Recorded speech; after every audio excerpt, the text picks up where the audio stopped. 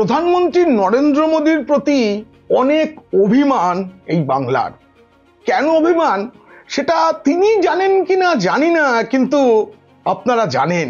আসলে বাংলার অনেকের মনে মোদি দিদি সেটিং তত্ত্ব বাসা বেঁধে আছে।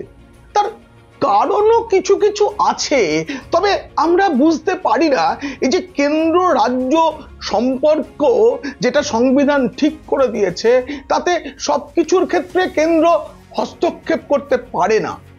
তবে পাহাড় প্রমাণ দুর্নীতির যে বাংলা, তার প্রতি কেন্দ্র কি একটু মমত্ব দেখায়, এই প্রশ্ন বাঙালির মনে আছে।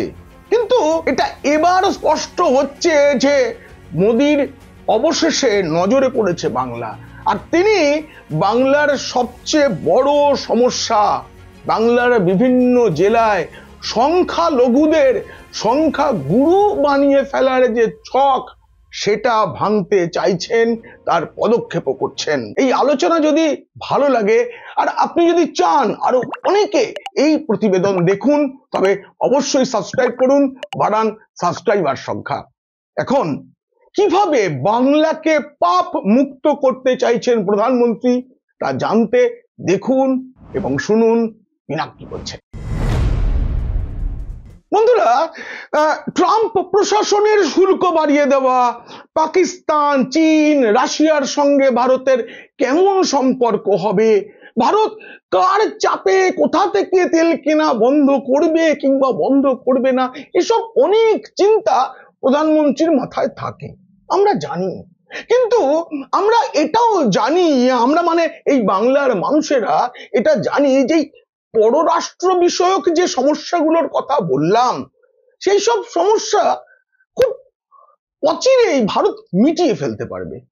কিন্তু আমাদের আরেক প্রতিবেশী দেশ বাংলাদেশ যে ক্ষয় ভারতের করছে, যে ক্ষতি এই বাংলার করছে, তা সহজে মেটানোর নয়, এবং এর ক্ষতিটা অনেক সুদূর প্রসারী, এবং সেটা শুধু বাংলার নয়, গোটা ভারতের ক্ষতি করে চলেছে এই বাংলাদেশ।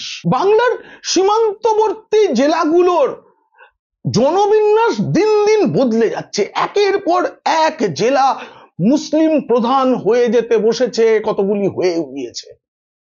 এই দুধেল গাইদের প্রশ্রয় দেওয়ার যে নীতি বাংলার রাজ্য সরকারের, তথা আমাদের গর্বের মুখ্যমন্ত্রী, সততার প্রতীক মমতা বন্দ্যোপাধ্যায়ের, তার জন্য বাংলার তো বটেই, গোটা দেশের ক্ষতি হয়ে চলেছে।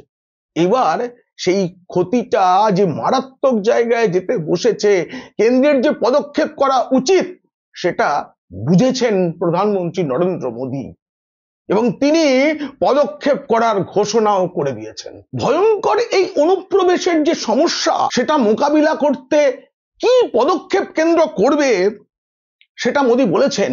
এই বাংলার মতোই না, একই সমস্যায় ভোগা অসমে গিয়েছিলেন প্রধানমন্ত্রী, আর সেখান থেকে এই যে বার্তাটা দিয়েছেন, সেটা এই বাংলার জন্য। किसानों के लिए गोरुखुंटी कृषि परियोजना चल रही है।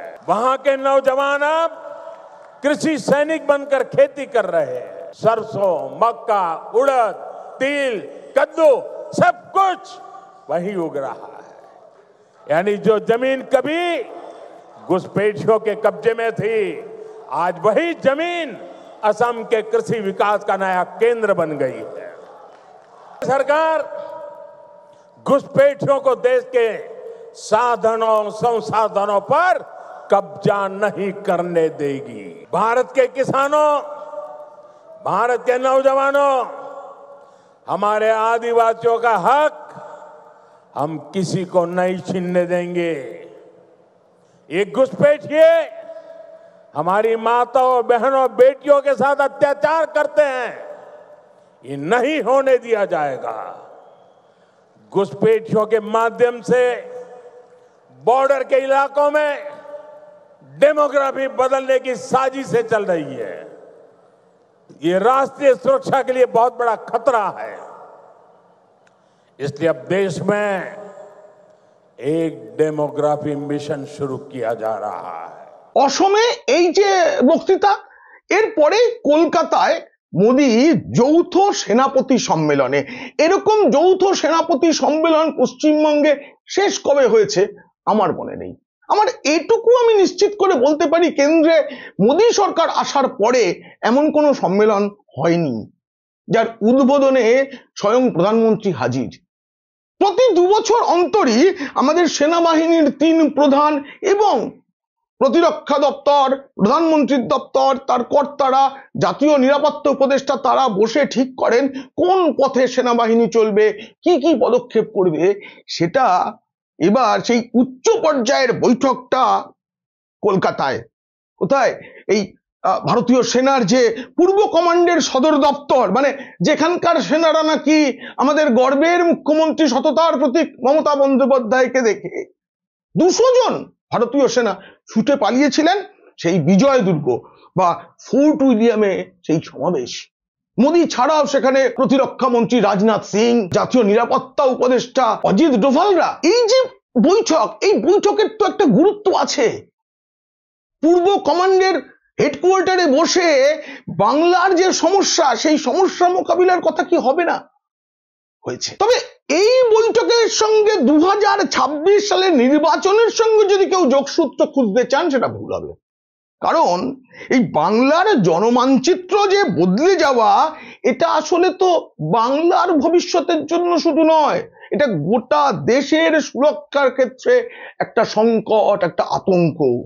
আর তার প্রেক্ষিতেই কলকাতায় এই যে সেনাবাহিনীর 3 প্রধানকে নিয়ে প্রধানমন্ত্রী, প্রতিরক্ষা মন্ত্রী অজিত ডোভালদের বৈঠক খুবই গুরুত্বপূর্ণ। মোদি একটা ডেমোগ্রাফি মিশনের কথা বলেছেন না অসমের বক্তৃতা থেকে, এটা কিন্তু আচমকা বলেননি।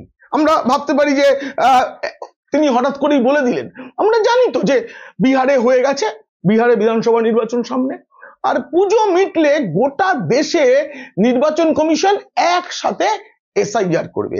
আপনারা কিন্তু এটুকু নিশ্চিত থাকুন, এসআইআর শুধু ভোটার তালিকা সাফাই নয়, এই প্রক্রিয়ায় ভারতে কত বিদেশি ভুয়ো পরিচয়ে, বাংলায় তো বটেই, দেশের অন্যত্র রয়েছেন তা স্পষ্ট হয়ে যাবে। তাদেরকে ভারত থেকে অন্যত্র, মানে তাদের যেটা যার দেশ, সেখানে পাঠানোর কাজটাও কিন্তু শুরু হবে। এরপরেই আমাদের জনগণনা হয় প্রতি 10 বছর অন্তর। 2011 পর 2021 করোনা আবহে করা যায়নি। সেই যে জনগণনা, সেটা আমার কাছে যা খবর, সেটা 26 সালেই শুরু হবে। আর তার সঙ্গেই মোদি যুক্ত করতে চলেছেন ডেমোগ্রাফি নির্ণয়, মানে বদল। এক একটা জায়গায় জনবিন্যাস বদলে যাওয়া মানে দেশের সুরক্ষা চ্যালেঞ্জের মুখে পড়া। কারণ মনে রাখতে হবে, একটা দেশের নাগরিক যদি সীমান্তের কাছে থাকে, তাহলে সীমান্ত অনেক সুরক্ষিত। কিন্তু সীমান্তটা যদি বিদেশিদের দখলে চলে যায়, তাহলে কিন্তু সমূহ বিপদ। কারণ বিদেশি আক্রমণ, বিদেশি যে সীমা, সেখানে বসবাসকারী সেই দেশের মানুষদের মাধ্যমেই হবে। সেটা রুখতে রুখতে অনেকটা সময় চলে যাবে। এই যে ঘোষণাটা, এটা যে কেন্দ্রীয় সরকারের হঠাৎ নয়, তার প্রমাণ লালকেল্লায় গত স্বাধীনতা দিবসে 15 আগস্ট প্রধানমন্ত্রী যে কথাটা বলেছিলেন, তার মধ্যেই স্পষ্ট ছিল সেই বার্তা। सोची समझी साजिश के तहत देश की डेमोग्राफी को बदला जा रहा है। এই যে জনসংখ্যায় বদল, এটা কি শুধু বিজেপির ভোটে জেতার জন্য নয়। এই জনসংখ্যা বদল, এই যে জনবিন্যাস বদলে যাওয়া, এটা এবং এই বিদেশি মুসলিমদের বাড়বাড়ন্ত যে কেমন ক্ষতি করছে, সেটাও প্রধানমন্ত্রী লালকেল্লার ভাষণে স্পষ্ট করেছিলেন। मेरे देश के नौजवानों की रोजी रोटी छीन रहे, एक घुसपैठिए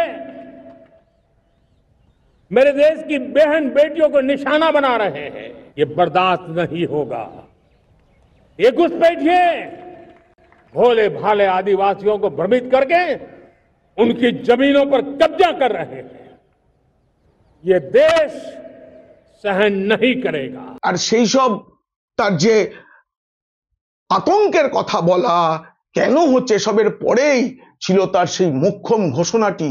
আমরা তখন খেয়াল করিনি, আজকে আমি নতুন করে শোনাচ্ছি। পশ্চিমবঙ্গ তথা এই বাংলাদেশ সীমান্তবর্তী এলাকার রাজ্যগুলির সুরক্ষার কথা, দেশের সুরক্ষার জন্য প্রধানমন্ত্রী 15 আগস্ট কি ঘোষণা করেছিলেন।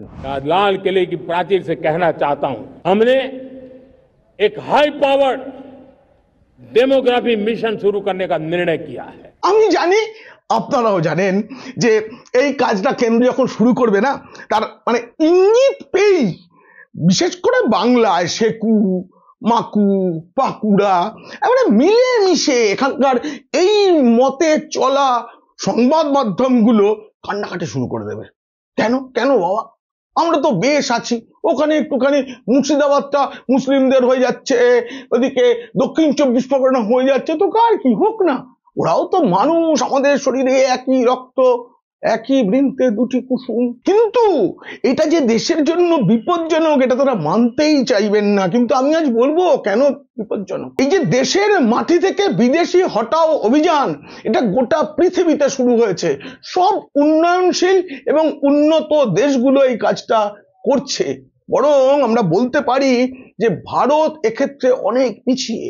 অনেক দেরিতে আমরা ভাবতে শুরু করলাম যে ভারতের মাটি থেকে অবৈধভাবে এসে থাকা বিদেশিদের উৎখাত করা দরকার।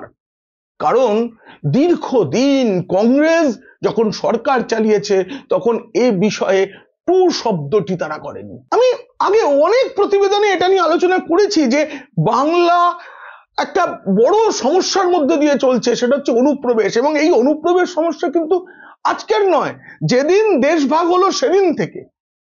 একে তো উদ্বাস্তুদের এই রাজ্যে আশ্রয় দিতে হয়েছে এবং হবেও, আগামী দিনেও হবে। কিন্তু অনুপ্রবেশ যেটা হচ্ছে সেটা আমরা রুখতে পারিনি। এর জন্য না পশ্চিমবঙ্গের মানচিত্রটা একবার ভাবা দরকার। পশ্চিমবঙ্গ এবং ভারত বাংলাদেশের যে সীমান্ত রয়েছে সেটা কিন্তু খুব বড়, 2216.7 কিলোমিটার। আমাদের পশ্চিমবঙ্গের যে পূর্ব দিকটা সেখানে 2216.7 কিলোমিটার জুড়ে ভারত বাংলাদেশ সীমান্ত। আর তার মধ্যে কাঁটাতারের যে বেড়া রয়েছে সেটা হচ্ছে 1647.69 কিলোমিটার এলাকায়। তার মানেটা কি দাঁড়াচ্ছে, ভারত বাংলাদেশ সীমান্তের 569 কিলোমিটার জায়গায় কোনো বেড়া নেই। এখান দিয়েই হয় অনুপ্রবেশটা। এর মধ্যে আমি আগে একটা প্রতিবেদনে বলেছি যে বিএসএফ পুরো জায়গাটায় নজরদারি চালাতে পারে না, কারণ একটা অংশ আছে যেটা এত জল জঙ্গল এবং খানা খন্দ নদী নালার মধ্যে দিয়ে, সেখানেই সে সীমান্তে, ওখানে নজরদারি খুব ভালো চালানো যায় না। কিন্তু তারপরেও একটা বড় এলাকা আছে যেখানে দীর্ঘদিন ধরে কাঁটাতারের বেড়া লাগানোর কাজ চলছে কিন্তু শেষ হচ্ছে না। তার পেছনেও আমাদের রাজ্যের মাননীয় মুখ্যমন্ত্রী তথা গর্বের এবং সততার প্রতীক মমতা বন্দ্যোপাধ্যায়ের অবদান আছে। তার অনিচ্ছায় এখনো সীমান্তের বহু জায়গায় এই বেড়া দেওয়ার জন্য জমি অধিগ্রহণের কাজটাই শুরু করা যায়নি। এ রাজ্যে শুধু শিল্পের জন্য জমি অধিগ্রহণ করা যায় না তা নয়, দেশের সুরক্ষা, তার জন্য কাঁটাতারের বেড়া দেওয়া, এবং সেটা হলে এই রাজ্যের আর্থিক উন্নতি হবে। কিন্তু ভোট, বাংলাদেশ থেকে দুধেল গাইরা আসবেন, তাদের জন্য তো উন্মুক্ত রাখতে হবে দরজা। তার জন্য জমি অধিগ্রহণটাই হচ্ছে না যাতে সীমান্তে বিএসএফ কাঁটাতারের বেড়া দিতে পারে। এই যে জনবিন্যাস মিশন যার কথা মোদী 15 আগস্ট বলেছেন এবং সদ্য অসমেও বলেছেন, এটা যে হবে তার ইঙ্গিত আরো আগে 2024 সালে নির্বাচনের আগে যে অন্তর্বর্তী বাজেট, সেখানে বলেছিলেন অর্থমন্ত্রী নির্মলা সীতারামন। কেন্দ্রীয় অর্থমন্ত্রী তখন বলেছিলেন যে বিকশিত ভারত গড়ার ক্ষেত্রে একটা চ্যালেঞ্জ ছুড়ে দিচ্ছে এই লোকসংখ্যা বৃদ্ধি এবং জনবিন্যাসগত পরিবর্তন। আর সেই সময় তিনি বলেছিলেন যে এসব নিয়ে একটা বিস্তারিত আলোচনা করার জন্য একটা উচ্চ পর্যায়ের কমিটি গঠনের প্রস্তাব তিনি দিয়েছিলেন বাজেটে। এবং এই চ্যালেঞ্জটা মোকাবিলা করার জন্য কি কি ব্যবস্থা নেওয়া দরকার, কি কি করতে হবে, তার সিদ্ধান্ত নেবে ওই উচ্চ পর্যায়ের কমিটি।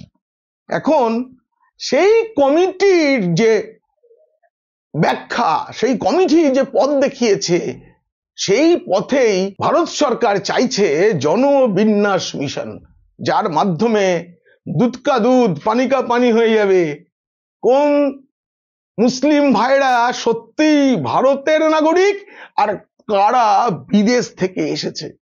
দেখুন, আমাদের একটু দেরিতে, আমি বারবার বলছি, কেন্দ্রের টনক অনেক দেরিতে নড়েছে, অনেক আগে নরেন্দ্র মোদী 2014 সালে প্রধানমন্ত্রী হয়েছেন, আর এটা 2025, 11 বছর পার হয়ে গিয়েছে। তারপরে দেরিতে হলেও নজর তো পড়েছে বাংলার প্রতি, বাংলার এতদিনের সমস্যার প্রতি। দেখুন, স্বরাষ্ট্র মন্ত্রক অনেক দিন আগে জানিয়েছিল যে ভারতে নিষিদ্ধ জামাতের যে দুটি শাখা, একটা হচ্ছে জামাতুল মুজাহিদিন বাংলাদেশ, আর একটা হচ্ছে জামাতুল মুজাহিদিন ইন্ডিয়া। এই যে দুটো ভাগ, এই দুটো ভাগই ভারতের নিষিদ্ধ সংগঠন, কিন্তু তাদের ঘাঁটি রয়েছে পশ্চিমবঙ্গে। আমরা খাগড়াগড় কাণ্ডের কথা ভুলিনি, সেটা তো অনেক অতীত। এই সাম্প্রতিককালে মালদহ, মুর্শিদাবাদে যেভাবে জামাতি সন্ত্রাস চলেছে, তাতে আরো স্পষ্ট হয়ে গিয়েছে এই পশ্চিমবঙ্গের মধ্যেই ঘাঁটি গেড়ে রয়েছে জামাতের দুটি সংগঠন। এবং বলতে খারাপ লাগছে, শিক্ষার নামে যেসব অবৈধ মাদ্রাসা চলে, এমন অনেক মাদ্রাসাই হচ্ছে আসলে জঙ্গি ঘাঁটির আখড়া। এই কথা বুদ্ধদেব ভট্টাচার্যও তার মুখ্যমন্ত্রী থাকাকালীন সময়ে বলেছিলেন। পরে তাকে অবশ্য দল মুখ বন্ধ করে দিয়েছিল। কিন্তু এটা একটা বড় সমস্যা, এবং আমি গত কিছুদিন ধরেই মাদ্রাসা সংক্রান্ত তথ্য জোগাড় করা শুরু করেছি, কিছু নথি পেয়ে গিয়েছি, খুব তাড়াতাড়ি আপনাদের জানাবো। শুধু অবৈধ নয়, সরকারি অনুদান প্রাপ্ত অনেক মাদ্রাসা ভারত বিরোধিতার ঘাঁটি হয়ে উঠেছে। এই প্রতিবেদন কেমন লাগলো জানিয়ে অবশ্যই কমেন্ট করুন, আর সেই সঙ্গে ভালো লাগলে বন্ধুদের, খারাপ লাগলে শত্রুদের শেয়ার করুন। আপনারা খুব খুব ভালো থাকবেন।